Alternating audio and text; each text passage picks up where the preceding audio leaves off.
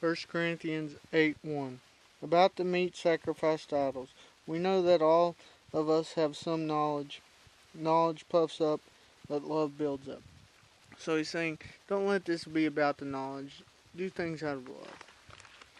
And he goes on to say that you shouldn't be a stumbling block because of out of love. You know that it don't mean anything, but your brothers may not. So if it causes them stumble, then don't do it, is what he's saying. Out of love. Live for love, not out of necessarily knowledge. Of course, we need a knowledge for him, but our knowledge in Christ doesn't mean as much if we don't have love. It don't mean nothing, really. We're to have both. Okay, Luke 6:32 through 36.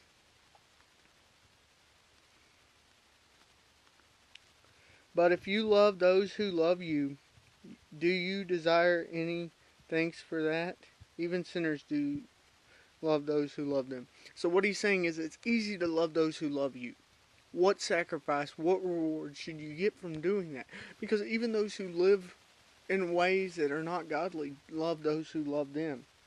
They help those who help them. Or they help those who can help them. This is nothing.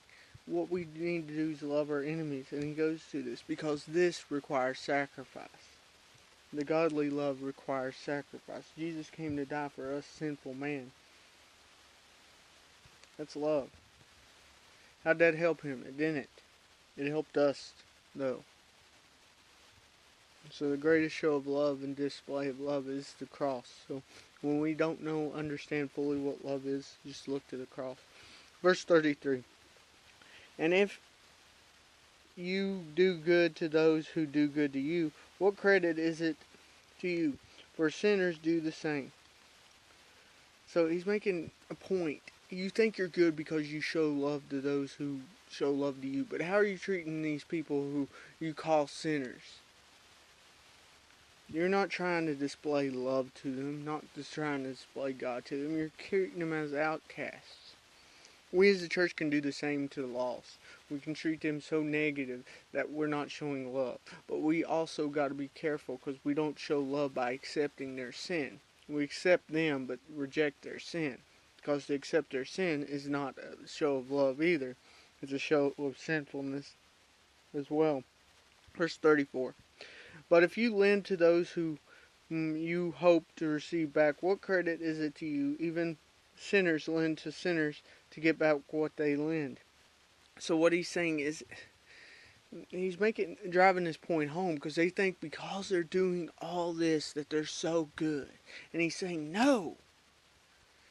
Because most people would do that. There's probably some that are mentally unstable at this time and today. But most people, if you lend them something, they'll lend you something back. Or they'll lend it to you expecting return.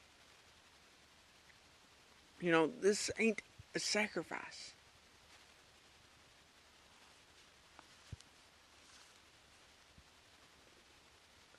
Verse 35, and now he's getting to the point of what they should be doing, and that is sacrifice.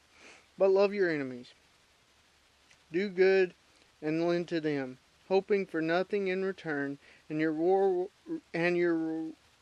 reward will be great, and you will truly be acting as children of the Most High, for He is kind to the unthankful and to those who are wicked. So what he's saying is if you truly want to show love, show it to those who don't like you. Show it to those who can't give things back to you. Show it to those who hate you. And then being unthankful, God will bless you. Because that's a sacrificial love. And that's a godly love.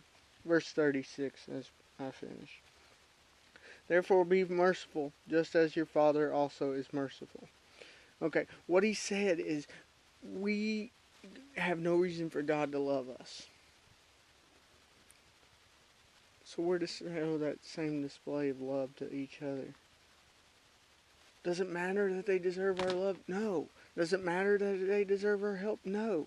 Why do we do it? Because God loves us, and we love Him.